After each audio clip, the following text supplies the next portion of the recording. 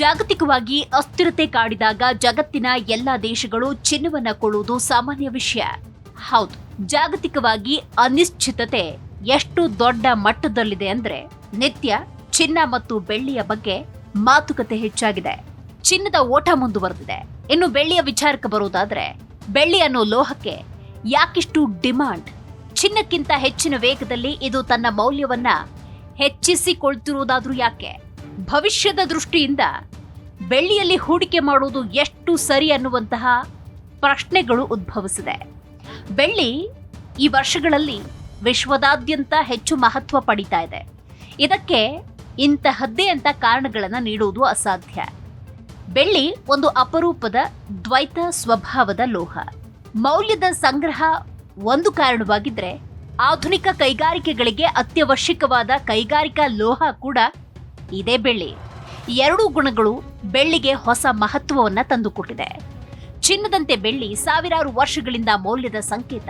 ಆದರೆ ಚಿನ್ನಕ್ಕಿಂತ ಭಿನ್ನವಾಗಿ, ಅಂದ್ರೆ ಚಿನ್ನವನ್ನ ಬಹಳಷ್ಟು ಜನ ಆಭರಣವಾಗಿ ಬಳಸ್ತಾರೆ. ಹಾಗಾಗಿ ಚಿನ್ನಕ್ಕೆ ಅತಿ ಹೆಚ್ಚು ಬೇಡಿಕೆ ಬಂದಿರೋದು ನಾಗರಿಕರಿಂದ. ಆದರೆ ಬೆಳ್ಳಿಯ ಒಟ್ಟು ಬೇಡಿಕೆಯ 50%ಕ್ಕಿಂತ ಹೆಚ್ಚು ಕೈಗಾರಿಕಾ ಬಳಕೆಯಿಂದ ಬರುತ್ತೆ. ಬೆಳ್ಳಿ ಇಲ್ಲದೆ ಜಗತ್ತನ್ನ ಕಲ್ಪಿಸಿಕೊಳ್ಳೋದು ಕೂಡ ಅಸಾಧ್ಯ. ಯಾಕಂದ್ರೆ ಮೊಬೈಲ್ ಫೋನ್ಗಳು, ಕಂಪ್ಯೂಟರ್ಗಳು, ವೈದ್ಯಕೀಯ ಸಾಧನಗಳು, ನೀರು ಶುದ್ಧೀಕರಣ ವ್ಯವಸ್ಥೆಗಳು, ಎಲೆಕ್ಟ್ರಾನಿಕ್ ಚಿಪ್ಗಳು ಮುಂತಾದ ವಸ್ತುಗಳ ತಯಾರಿಕೆಯಲ್ಲಿ ಇದೇ ಬೆಳ್ಳಿಯನ್ನು ಬಳಸಲಾಗುತ್ತೆ. ಬೆಳ್ಳಿಯ ಮಹತ್ವ ಹೆಚ್ಚಾಗುವುದಕ್ಕೆ ಪ್ರಮುಖ ಕಾರಣ ಸೌರಶಕ್ತಿ. ಇವತ್ತಿನ ದಿನದಲ್ಲಿ ಇದರ ಬಳಕೆ ಹೆಚ್ಚಾಗಿದೆ. ಸರ್ಕಾರ ಅನುದಾನ ನೀಡುವ ಮೂಲಕ ಪ್ರತಿ ಕುಟುಂಬ ಸೌರಶಕ್ತಿ ಬಳಸಲು ಉತ್ತೇಜನ ನೀಡಿದೆ. ಬೆಳ್ಳಿ ಜಗತ್ತಿನಲ್ಲೇ ಅತ್ಯುತ್ತಮ ವಿದ್ಯುತ್ ವಾಹಕ ಲೋಹ. ಆದ್ದರಿಂದ ಪ್ರತಿಯೊಂದು ಸೌರ ಪ್ಯಾನೆಲ್ನಲ್ಲೂ ಬೆಳ್ಳಿ ಬಳಕೆಯಾಗತ್ತೆ. ದೊಡ್ಡ ಸೌರಶಕ್ತಿ ಪಾರ್ಕ್ಗಳು ಅಪಾರ ಪ್ರಮಾಣದ ಬೆಳ್ಳಿಯನ್ನ ಬಳಸ್ತವೆ. ಚೀನಾ, ಅಮೆರಿಕ, ಭಾರತ ಸೇರಿದ ಹಾಗೆ ಅನೇಕ ದೇಶಗಳು ನೆಟ್ ಝೀರೋ ಕಾರ್ಬನ್ ಎಮಿಷನ್ ಗುರಿ ಇಟ್ಟುಕೊಂಡಿವೆ. ಇದರಿಂದ ಸೌರಶಕ್ತಿ ಯೋಜನೆಗಳು ವೇಗವಾಗಿ ಹೆಚ್ಚುತ್ತಾ ಇದೆ. ಇದರ ಜೊತೆಗೆ ಬೆಳ್ಳಿಯ ಬೇಡಿಕೆ ಶಾಶ್ವತವಾಗಿ ಹೆಚ್ಚುತ್ತಾ ಇದೆ. ಇನ್ನು ಭಾರತದಲ್ಲಿ ಎಲೆಕ್ಟ್ರಿಕ್ ಕಾರುಗಳ ಮಾರಾಟ ಹೆಚ್ಚಾಗ್ತಿದೆ. ಈ ಮಾರುಕಟ್ಟೆಯನ್ನ ಭಾರತದ ಟಾಟಾ ಮತ್ತು ಮಹೀಂದ್ರ ವೇಗವಾಗಿ ತಮ್ಮದಾಗಿಸಿಕೊಳ್ತಿವೆ. ಎಲೆಕ್ಟ್ರಿಕ್ ಕಾರುಗಳು ಸಾಮಾನ್ಯ ಪೆಟ್ರೋಲ್, ಡೀಸೆಲ್ ಕಾರುಗಳಿಗಿಂತ 2-3 ಪಟ್ಟು ಹೆಚ್ಚು ಬೆಳ್ಳಿ ಬಳಸ್ತವೆ.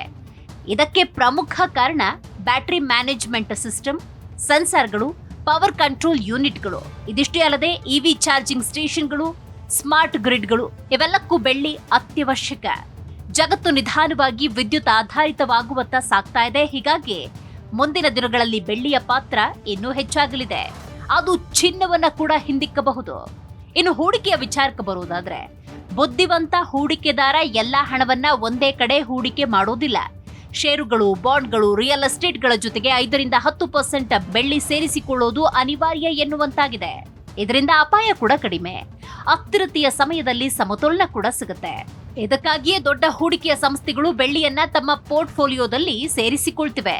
ಸಣ್ಣ ಹೂಡಿಕೆದಾರರು ಕೂಡ ಇದನ್ನ ಒಂದಷ್ಟು ಅಧ್ಯಯನ ಮಾಡಿ ತಮ್ಮ ಹೂಡಿಕೆಯ ಖಾತೆಯಲ್ಲಿ ಸೇರಿಸಿಕೊಳ್ಳುವ ಪ್ರಯತ್ನ ಮಾಡ್ತಿದ್ದಾರೆ. ಇನ್ನು ಬೆಳ್ಳಿ ಬೆಲೆ ಏರಿಕೆಗೆ ಇನ್ನೊಂದು ಮಹತ್ವದ ಕಾರಣ ಇದೆ. ಅದು ಸರಬರಾಜಿನ ಮಿತಿಗಳು. ಬೆಳ್ಳಿಯ ಉತ್ಪಾದನೆ ಸುಲಭ ಅಲ್ಲ. ಬಹುತೇಕ ಬೆಳ್ಳಿ, ತಾಮ್ರ, ಜಿಂಕ್, ಸೀಸಾ ಇವುಗಳ ಗಣಿಗಾರಿಕೆಯ ಉಪ ಉತ್ಪನ್ನ ಆಗಿ ಸಿಗುತ್ತೆ. ಹೀಗಾಗಿ ಬೆಳ್ಳಿ ಬೆಲೆ ಏರಿದ್ರೂ ಉತ್ಪಾದನೆ ತಕ್ಷಣ ಹೆಚ್ಚಿಸಲಾಗುವುದಿಲ್ಲ. ಉತ್ತಮ ಗುಣಮಟ್ಟದ ಧಾತುಗಳು ಕಡಿಮೆಯಾಗುತ್ತೆ. ಗಣಿಗಾರಿಕೆಯ ವೆಚ್ಚ ಮತ್ತು ಪರಿಸರ ನಿಯಮಗಳು ಹೆಚ್ಚುತ್ತಿವೆ. ಇದು ಬೇಡಿಕೆ ಹೆಚ್ಚಾಗುತ್ತಾ ಸರಬರಾಜು ಸೀಮಿತವಾಗುವ ಸ್ಥಿತಿಯನ್ನ ನಿರ್ಮಿಸುತ್ತೆ. ಹೀಗಾಗಿ ದೀರ್ಘಾವಧಿಯಲ್ಲಿ ಬೆಳ್ಳಿ ಬೆಲೆ ಬೆಳ್ಳಿ ಮೋಡವನ್ನ ಸಹ ಮೀರಿಸುತ್ತೆ. ಹೀಗಾಗಿ ಚಿನ್ನಕ್ಕೆ ಪರ್ಯಾಯ ಹೂಡಿಕೆಯಾಗಿ ಬೆಳ್ಳಿ ಬೆಳೆಯುತ್ತೆ. ಚಿನ್ನದ ಬೆಲೆ ತುಂಬಾ ಹೆಚ್ಚಾದಾಗ ಸಾಮಾನ್ಯ ಹೂಡಿಕೆದಾರರಿಗೆ ಬೆಳ್ಳಿ ಸುಲಭವಾಗಿ ಕೈಗೆಟುಕುವ ಪರ್ಯಾಯವಾಗುತ್ತೆ. ಹೀಗಾಗಿ ಇತಿಹಾಸದ ಪುಟಗಳಲ್ಲಿ ಆರ್ಥಿಕ ಅನಿಶ್ಚಿತತೆ ಇದ್ದಾಗ ಬೆಳ್ಳಿ ಉತ್ತಮ ಪ್ರದರ್ಶನ ನೀಡಿದ ಉದಾಹರಣೆ ಸಿಗುತ್ತೆ. ಕೆಲವೊಮ್ಮೆ ಚಿನ್ನಕ್ಕಿಂತಲೂ ಹೆಚ್ಚು ವೇಗವಾಗಿ ಏರಿಕೆ ಕಂಡಿದೆ. ಜಾಗತಿಕ ಯುದ್ಧಗಳು, ರಾಜಕೀಯ ಸಂಘರ್ಷಗಳು, ಬ್ಯಾಂಕಿಂಗ್ ಸಂಕಷ್ಟಗಳು ಇವೆಲ್ಲವೂ ಹೂಡಿಕೆದಾರರನ್ನ ಹಾರ್ಡ್ ಅಸೆಟ್ಗಳ ಕಡೆಗೆ ತಳ್ಳುತ್ತವೆ. ಇನ್ನೊಂದು ಪ್ರಮುಖ ವಿಚಾರ, ಏಪ್ರಿಲ್ ಮೇ ವೇಳೆಗೆ ಚಿನ್ನ ಮತ್ತು ಬೆಳ್ಳಿಯ ಬೆಲೆ ಇವತ್ತಿನ ಬೆಲೆಗಿಂತ ಮತ್ತಷ್ಟು ಹೆಚ್ಚಾಗುವ ಸಾಧ್ಯತೆ ಇದೆ. ಬೆಳ್ಳಿ ಚಿನ್ನವನ್ನ ಹಿಂದಿಕ್ಕಿ ಪ್ರಥಮ ಸ್ಥಾನ ಪಡೆದುಕೊಳ್ಳುವ ಸಾಧ್ಯತೆ ನಿಚ್ಚಳವಾಗಿ ಕಾಣ್ತಾ ಇದೆ. ಹೀಗಾಗಿ ಬೆಳ್ಳಿ ಇನ್ನು ಮುಂದೆ ಬಡವರ ಚಿನ್ನ ಆದ್ರೂ ಆಶ್ಚರ್ಯವಿಲ್ಲ.